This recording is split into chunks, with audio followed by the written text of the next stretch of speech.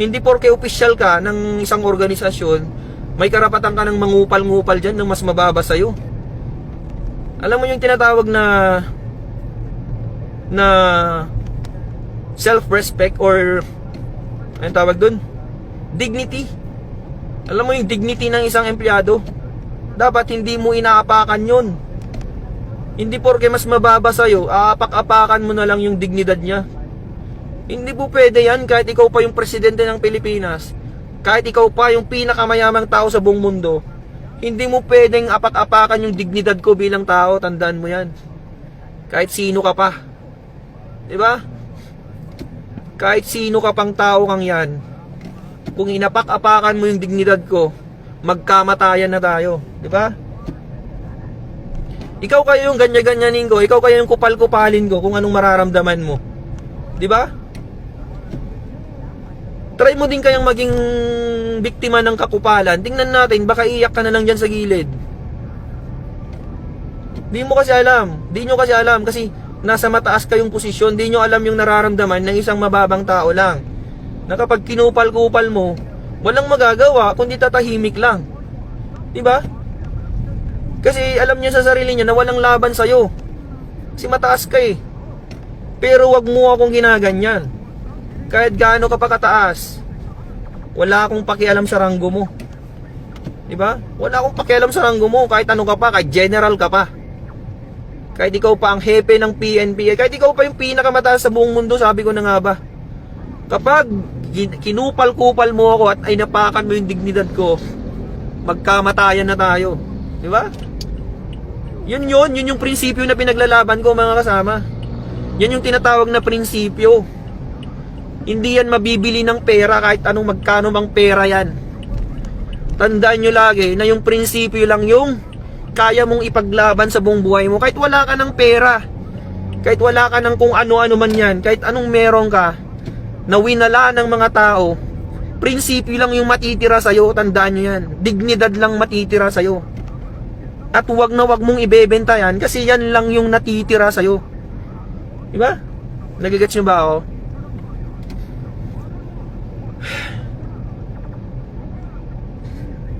Wag na wag kayong papayag na yung dignidad mo bilang tao inaapakan lang ng kahit sino dyan. Putik, tao ka, may dignidad ka, may prinsipyo ka. Hindi pwedeng apak-apakan ka ng kahit sino. Bilang tao, pagkapanganak mo pa lang sa mundo, meron ka ng karapatang mabuhay. Meron ka ng karapatang irespeto ng kapwa mo tao. At hindi yun mawawala. At hindi pwedeng bilhin ng kahit magkano yun. At hindi pwedeng mapapalitan ng kahit magkano yun, mga kasama. Lagi nyong tatandaan yan. Lagi nyong tatandaan yan. Yun na lang yung nagpapatibay sa'yo bilang tao, yung prinsipyo mo eh. Kung wala ka ng prinsipyo sa mundo, kung wala kang prinsipyo sa buhay, anong tawag sa'yo? Di ba? Kung wala kang prinsipyo sa buhay mo, anong tawag sa'yo? Isa kang robot, di ba? Kung wala kang prinsipyo, isa kang robot, isa kang utusan, isa kang aso. Kasi yung aso, walang prinsipyo yung aso eh. Kung saan may pagkain, dun siya, di ba? Ganun ang aso. Kung alukin mo ng pagkain yung aso, dun siya pupunta kahit hindi niya amo. Kung saan yung pagkain, dun siya pupunta. Ganun ang taong walang prinsipyo, mga kasama. Kung saan may pagkain, dun siya. Putik na yan. Anong klaseng tao ka kung ganun? Eh di para ka na ring aso. Di ba? Gets nyo yung point ko?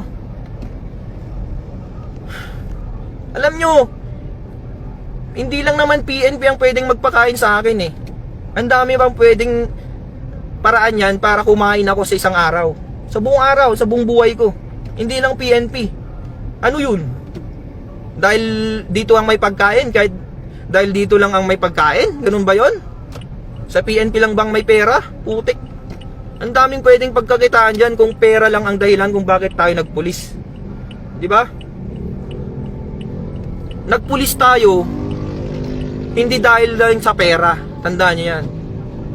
Nung nag-a-apply tayo ng pulis, Ang dami nating pinagdaanan, ang dami nating pagsubok para lang makapasok. 'Di ba? Tapos ngayon na may pagsubok sa atin, ibebenta nyo yung prinsipyo nyo? Ibebenta nyo yung prinsipyo nyo para lang sa sahod?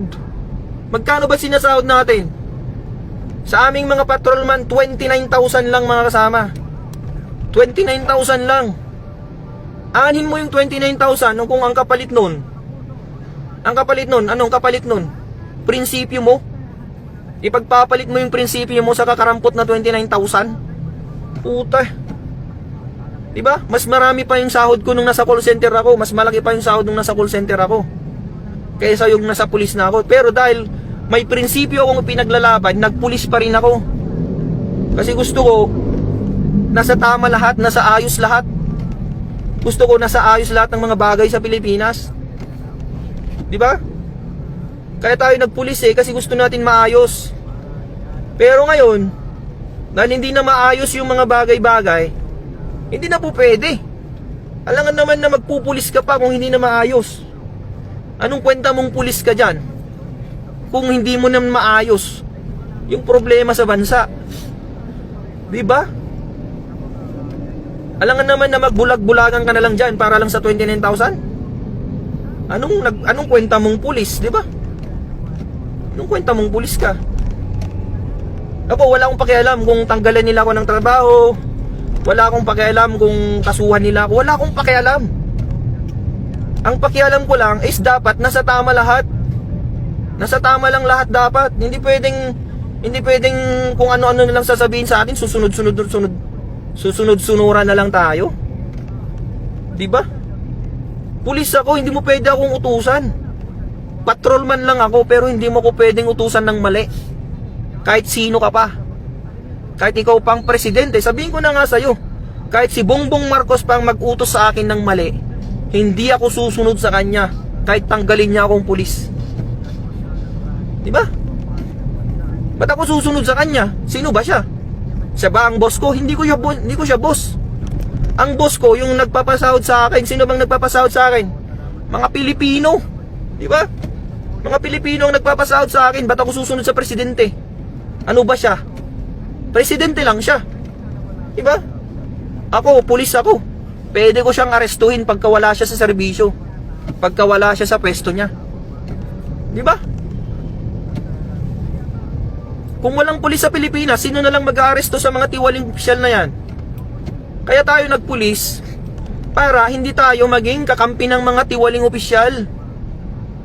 Tayo dapat nasa gitna lang tayo mga kasama. Nasa gitna lang tayo. Hindi pwedeng dahil presidente natin siya na yung susunundan natin.